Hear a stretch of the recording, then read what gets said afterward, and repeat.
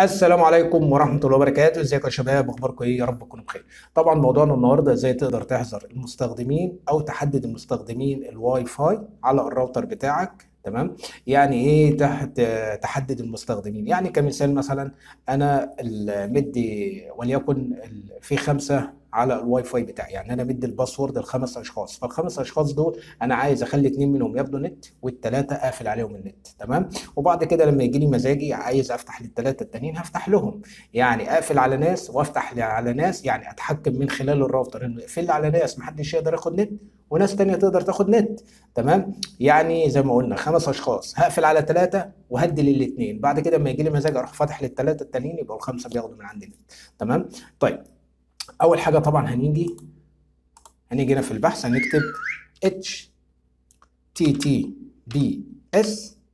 بعد كده هنعمل دي نقطتين. لو انت شغال على الكمبيوتر هتضغط على شيفت، بعد كده حرف الكاف هيعمل نقطتين، بعد كده الاثنين سلاش هيكونوا على حرف الظا، بعد كده نكتب 192.168.1.1. تمام. بعد كده هنقول انتر.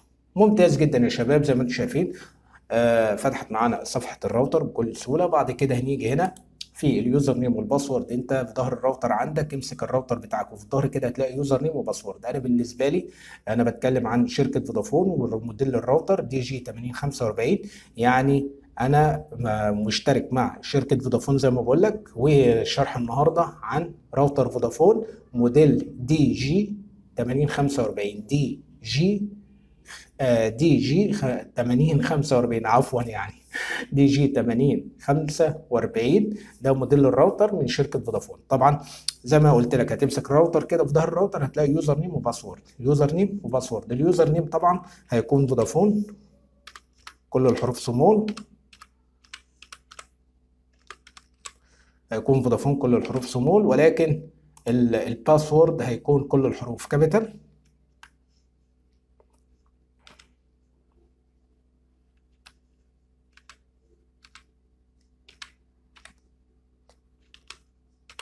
بعد كده هقول انتر. ممتاز جدا يا شباب، الصفحه فتحت معانا زي ما انتم شايفين. بعد كده هنختار حاجه اسمها دب هوم نتورك، بعد كده دبليو لان اكسس. ممتاز جدا يا شباب، خلي بالك من ثغره الدبليو بي اس دي. الدبليو خاصيه الدبليو بي اس دي لو معموله عندك عليها علامه صح كده، يعني الدبليو انيبل دبليو بي اس، لو هتلاقي علامه الصح على انيبل دبليو بي اس فانت شيل علامه الصح من على انيبل دبليو بي اس. ليه؟ لانك لازم تقفلها. تمام. طب اقفلها ليه حضرتك؟ طول ما الدبليو بي اس مفتوحه معاك ماشي، اي حد ممكن يقدر يسرق الواي فاي بتاعك، ولكن لما تشيل من على علامه الصح فانت قفلت الدبليو اي اس، فمحدش هيقدر يسرق الواي فاي بتاعك. بعد كده نضغط على دبليو لان اكسس.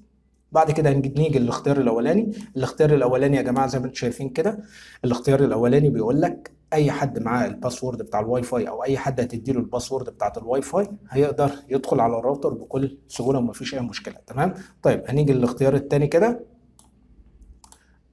الاختيار التاني نحدده كده. تمام. الاختيار التاني بيقول لك اي حد انت محدده وعامل له علامه الصح زي ما انتم شايفين كده، اي حد متحدد، اي حد متحدد هيقدر ياخد نت، اللي مش متحدد هو اللي مش هيقدر ياخد نت. يعني انا مثلا في جهازين شغالين عندي اهو، جهاز هواوي واي 7 وجهاز اندرويد. الجهاز الاندرويد وجهاز هواوي واي 7 دول انا مدي لهم نت. طيب انا عايز اقفل على الاندرويد مثلا، انا عايز اقفل على الاندرويد، يبقى انا اخلي هواوي واي 7 ياخد نت والاندرويد هقفل عليه نت مش هخليه ياخد نت. مجرد ان انا اشيل علامه الصح كده من على الاندرويد وهقول سيف. تمام. مجرد ان هو حفظ معاه البيانات كده كده هو واي 7 هياخد نت، والاندرويد انا قفلت عليه نت. تمام. مزاجي كده بقى.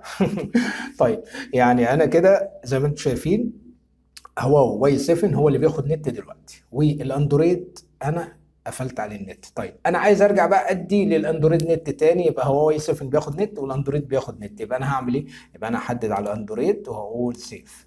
تمام. مجرد اللي انا حددت على الاثنين دول فخلاص كده هياخدوا نت. فهمتوا القصه ماشيه ازاي يا جماعه؟ يعني الاختيار الثاني اي حد انت محدده هياخد نت، واللي مش متحدد مش هياخد نت. فهمتوا؟ تاني هقولها تاني. الاختيار التاني زي ما انتم شايفين كده، اي حد انا محدده هياخد نت، اللي مش متحدد هو اللي مش هيقدر ياخد نت. تمام. طيب هنيجي للاختيار اللي هو التالت اللي هو ده. تمام.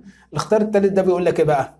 بيقول لك اي حاجه، هو عكس التاني، الاختيار التالت عكس التاني. الاختيار التاني بيقول لك اي حد انت محدده هياخد نت، واللي مش متحدد مش هياخد نت. ولكن الاختيار التالت بيقول لك العكس، بيقول لك اللي انت محدده مش هياخد نت، ولكن عفوا اللي انت محدده مش هياخد نت، ولكن اللي مش متحدد هو اللي هياخد نت.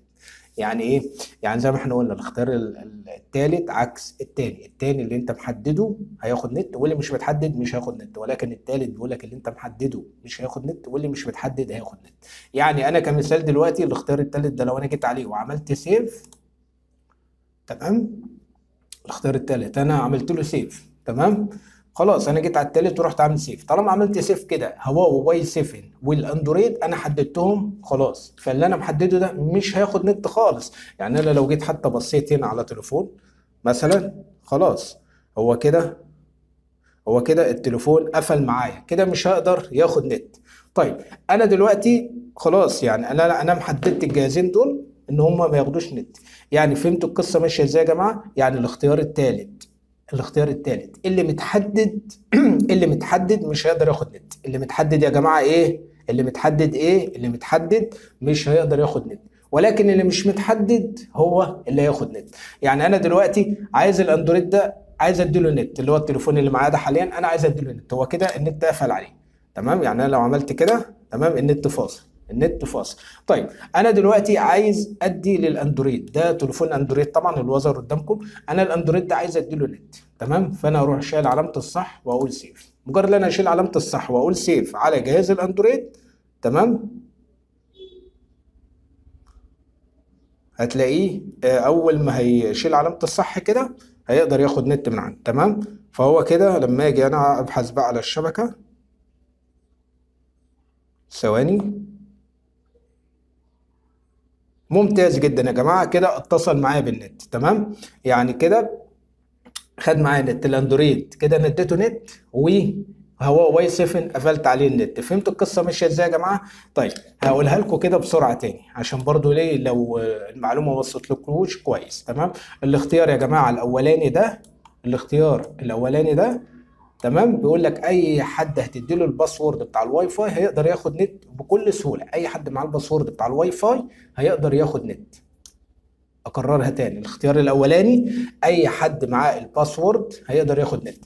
طيب الاختيار التاني، الاختيار التاني زي ما انتم شايفين كده، الاختيار التاني ده بيقول لك اي حد انت محدده، اي حد انت محدده هياخد نت، اللي مش متحدد مش هياخد نت. يعني كده هو واي 7 هياخد نت، لكن الاندرويد مش متحدد مش هياخد نت، تمام. هنيجي للاختيار التالت اللي هو ده، تمام. بيقول لك الاختيار التالت ده بيقول لك ايه بقى؟ اي حد انت مش محدده زي الاندرويد كده هياخد نت، واللي متحدد زي هواوي 7 كده انا هقفل عليه النت ومش مديله نت، تمام. فهمتوا القصه ماشيه ازاي؟ ولكن انا هرجع للاختيار اللي هو التاني كشخصيا، يعني انا حابب كده، شوف انت حابب تعمل ايه بالظبط واعمله، تمام. انا اللي هختار الاختيار التاني اللي هو ده، تمام، اللي هو ايه الاختيار التاني، تمام. هو دلوقتي هواوي 7 بياخد نت، تمام. طيب انا عايز ادي هواوي 7 نت وعايز ادي للاندرويد نت، الاثنين دول لازم احددهم عشان يقدروا ياخدوا نت. يعني انا كده هواوي 7 بياخد نت حاليا، تمام، ولكن الاندرويد انا قفلت عليه نت لان انا محدد، اللي محدده هو اللي هياخد نت، واللي مش متحدد مش هياخد نت. فبالتالي هعمل ايه؟ فبالتالي هروح ضاغط على اندرويد واقول سيف. زي ما انتم شايفين كده هيسيف معايا.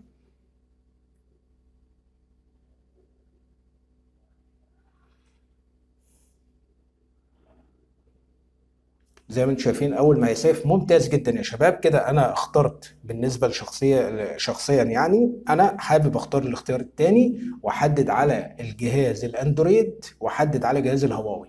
يعني كده اللي انا محددهم هم اللي هياخدوا نت، واللي مش متحدد مش هيقدر ياخد نت. وبعد كده انا بقول له سيف عادي عشان ايه؟ يلقط معايا بكل سهوله والكلام ده كله. طبعا لو عجبك الفيديو لا تنسى الاشتراك في القناه وتفعيل الجرس ليصلك كل ما هو جديد. فعل الجرس على الكل، تمام. ولو في اي حاجه سيب لي كومنت اسفل الفيديو، انا برد على كل الكومنتات. ولو في راوتر معين سيب لي برضو الراوتر كده، لو انا موجود انا عندي حوالي 10 رواتر، لو من ضمنهم الموديل بتاع الراوتر معين هعمل لك بيه فيديو ان شاء الله، تمام. واعرفك تستخدم الراوتر ازاي وتدخل على سيستم الراوتر وتقدر تظبط كل حاجه. ولكن زي ما احنا قلنا كده تمام. ده كان شرح بسيط جدا اللي بالنسبة للناس اللي هي ايه عايزة تحذر مستخدمين وتدخل مستخدمين وانت حر تقدر تتحكم. تمام. زي ما احنا قلنا كده، انا ممكن اقولها لك برضو بسرعة تاني عشان لو الناس ما فهمتش. الاختيار الاولاني زي ما قلنا اي حد معاه الباسورد بيقدر يدخل على النت بكل سهولة، مفيش اي مشكلة. الاختيار التاني بيقول لك اي حد انت محدده هياخد نت، واللي مش متحدد مش هياخد نت. الاختيار الثالث بيقول لك اي حد انت محدده هتقفل عليه النت، يعني اي حد انت محدده مش هياخد نت، واللي مش متحدد هو اللي هياخد نت. تمام. ده كان شرحنا النهارده، اشوفكم في فيديو جديد، سلام.